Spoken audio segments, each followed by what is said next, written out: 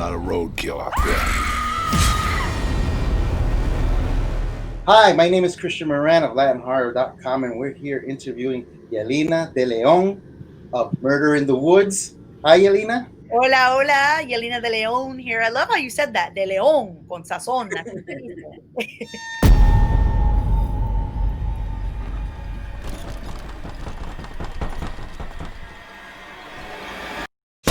Now, I want the audience to know who you are, where you're from, and how did you get into the career? I'm from the south side of Chicago, back of the yards to be exact. A lot of people, they're like, I'm from Chicago, and I'm like, where? And they're really from a suburb. I'm from the city. So I just want to give a shout out to the back of the yards. I was born and raised there. One summer, we had this production, which I didn't even know what a production was, but because I was a kid. This production came into town, and they were looking for locations because they were shooting a television show called Crime Story with the late Dennis Farina, awesome actor. And so this man knocked on the door, literally. It was a second story home. So I came down and I was like, yes, can I help you? Because I was the translator.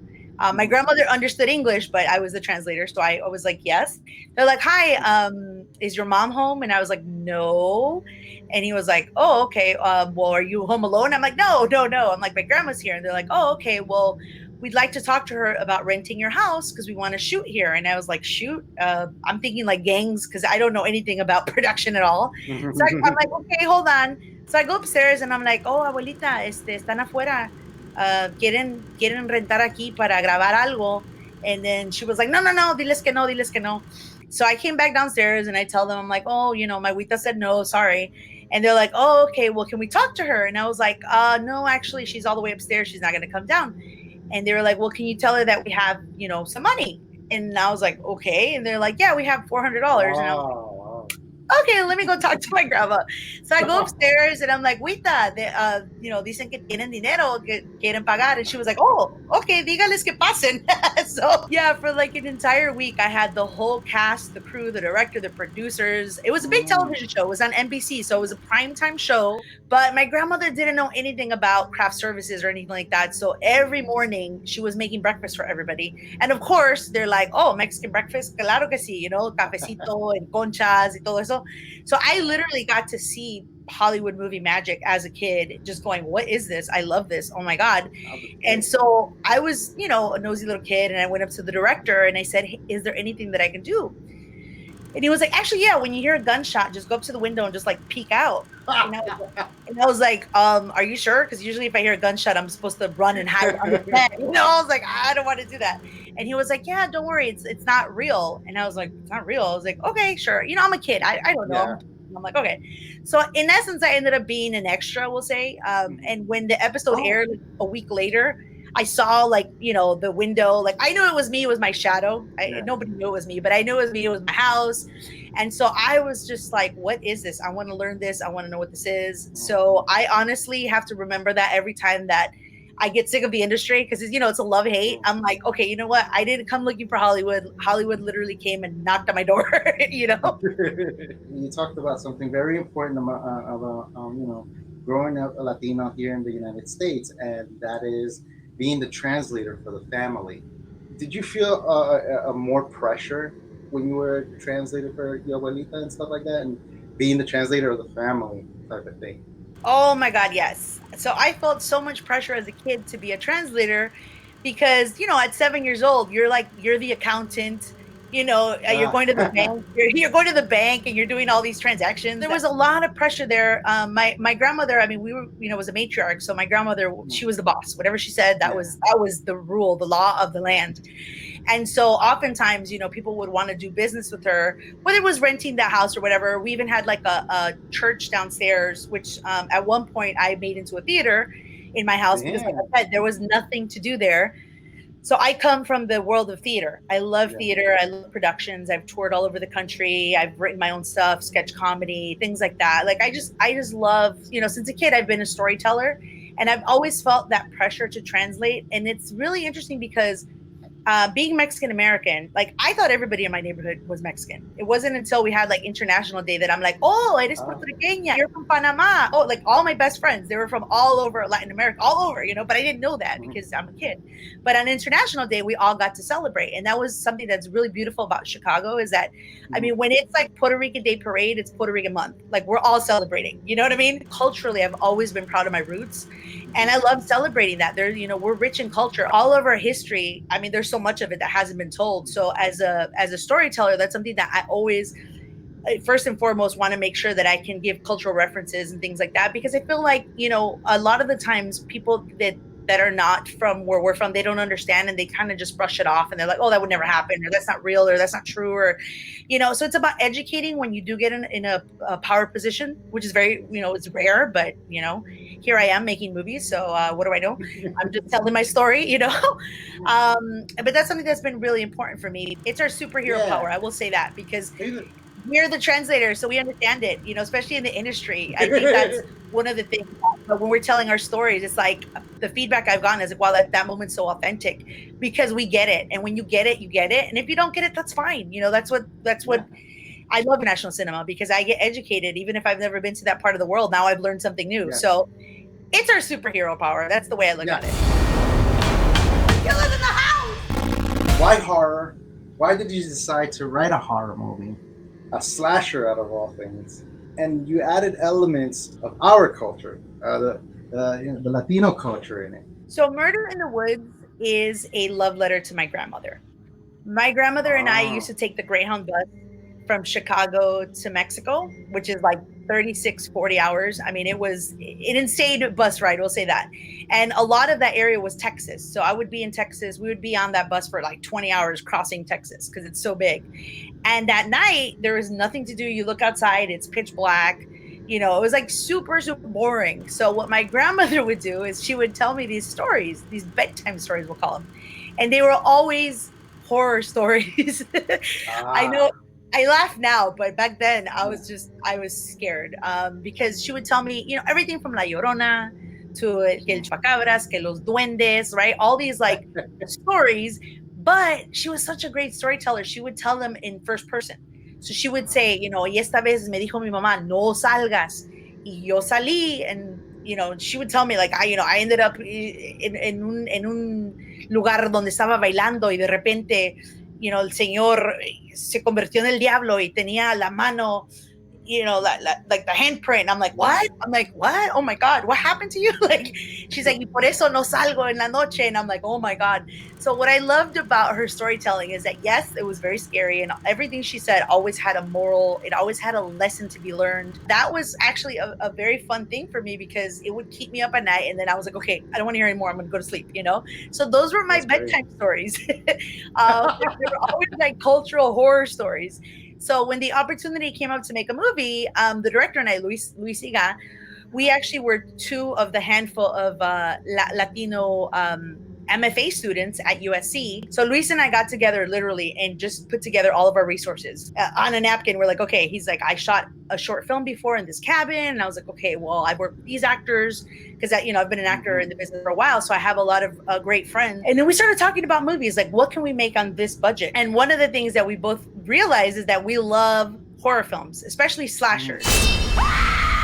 And you asked me why slashers? Yeah. Slashers because I love comedy. And so when you're scared, like I watch movies and I watch them literally like this, like the horror films, like they scare the hell out of me. And I love that feeling, but I also love the relief of that tension through Yes. comedy. So I felt like the slasher was like the best way to really, take people on Yes. that roller coaster ride. We both love, I Know What You Did Last Summer, Scream, Halloween, like all those movies were on our top list. So we're like, okay, let's make a movie like that, but let's make a movie with an all Latino cast because that's really important for us. So when I was writing this, I was like, okay, I have a lot of cultural references that I want to throw in there, not throw in there, but like write in there intentionally because I felt like that was the only way to tell our story authentically in a universal way, but also, representing, where we come Yeah. from. you know, because that's been a struggle of mine, is really whenever I write something I have to always explain it, and I'm like, oh Mm. my god, it's a cultural thing, you just don't get it. But I have to stop saying that. Now it's just like, this is the way it is, this is Yeah, the yeah, no. story. And like, educate yourself, like watch the Mhm. movie and then you'll understand. What's your process in writing? Well, my process has changed over the years because I have Mm. taken a lot of writing classes. So I Oh, that's always make great. sure that I write a structurally sound story. But I Mhm. always start with the ending. I'm like, what do I want people to Oh, feel at the end of this? Right. And what kind of emotions do I want? Like, this is a roller coaster ride, but what mhm. ride am I taking people on? That's always really important for me. So I always make sure that I have an ending, because I feel like there's so many movies I've watched and I'm like, this is a great movie. Like, the first act is usually really slow, the second Mhm. act gets good, and then the third act is just kind of like, oh, they didn't have an ending. So that to me is really important. I Mhm. didn't like outlines before, but now they literally are Yeah, my favorite thing to do, because when I can yeah. outline something, I know exactly, the roadmap where I'm going.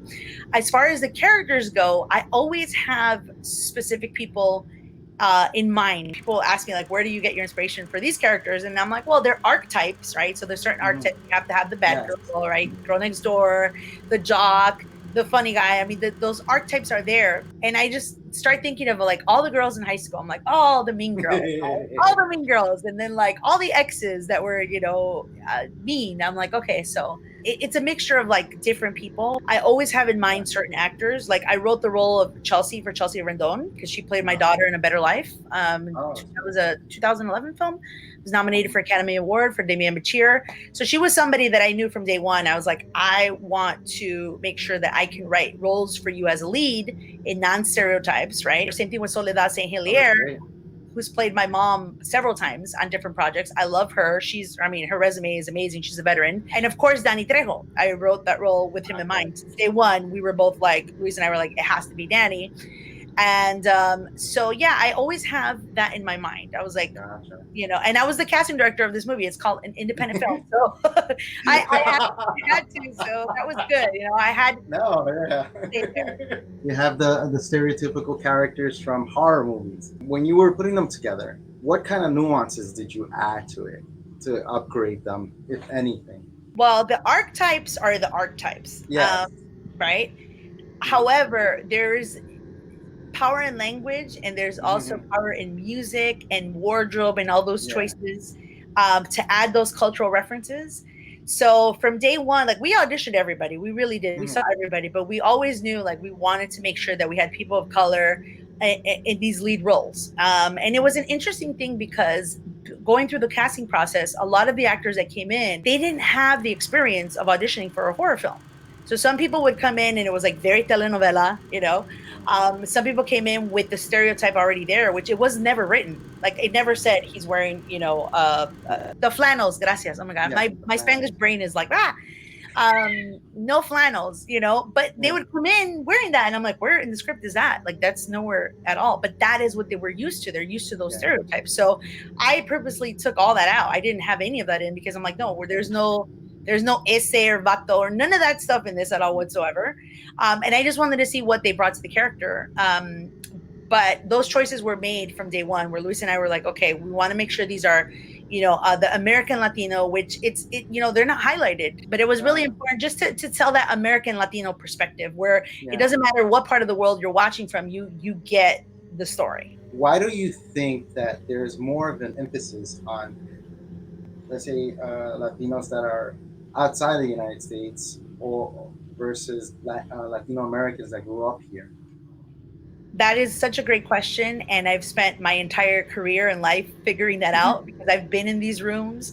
And I will tell you, it's not what I think, it's what I know. At least this is like Mm. my Yeah. reality. It's really a lack of representation of having people of color in power positions, because the people that are writing, I really honestly, like, I've gotten to know a lot of, really reputable people just in my own faculty when I was in school, but, professionals in the industry that have done Mhm. $200 million movies, things like that. And I like to ask them questions. And what I realize is that when they're writing, they're not writing like, oh, let's write the most stereotypical. At least I don't think so. Like, let's write the most stereotypical Latino.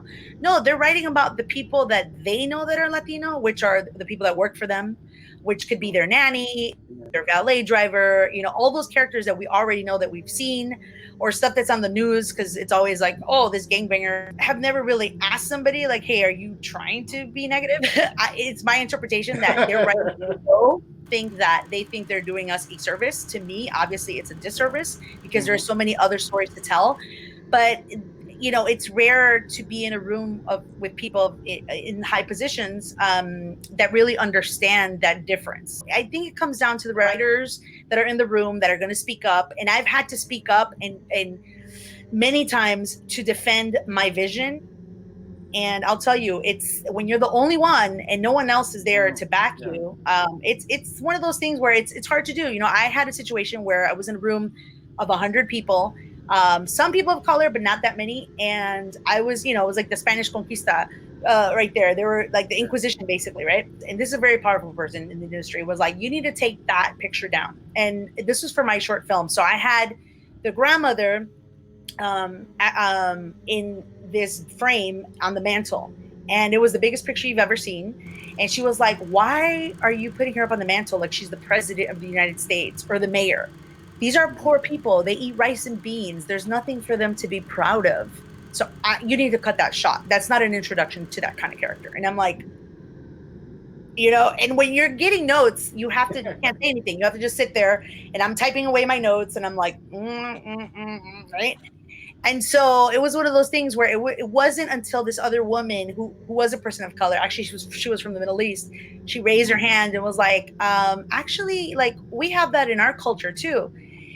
And I was like, oh, thank God. And so when it was time for me to talk, whoever has Sears, and you take those pictures, you get it all glammed up, and then that becomes the big portrait you put on the mantle. And then that picture gets passed down, so you have your grandmother, your mother, your daughter. And I was like, you're more than welcome to come over to my house and see that that's what I have on my mantle. And it was only because that other woman raised her hand and said, actually, we do that in our culture too, that I was allowed. These are the kind of things that people don't understand. It's not you making the decisions at a certain point, especially when it's other people's money. So that was the beauty of like Bird in the Woods, is that it was backed by people of color, Latinos, our investors. They really believed in us. They're Salvadorian, they're Colombian. I mean, we have like a spectrum of everybody came together to make this movie. Even in our cast alone, we have Dominicana. I mean, it's all of us making this movie. And that's the beauty of it, is like culturally, when we get together, our numbers, like, I mean, we can do anything. It's just a matter of really just having that representation and just say, you know what, we're here, and it's our time. So for the fans that are watching, the ones that love horror, just to go out, what is your favorite horror film and your favorite horror icon? I was just going to name Battle Royale because I love that movie a lot. Oh, I love Battle Royale. It's great. Yes, me too. Yeah.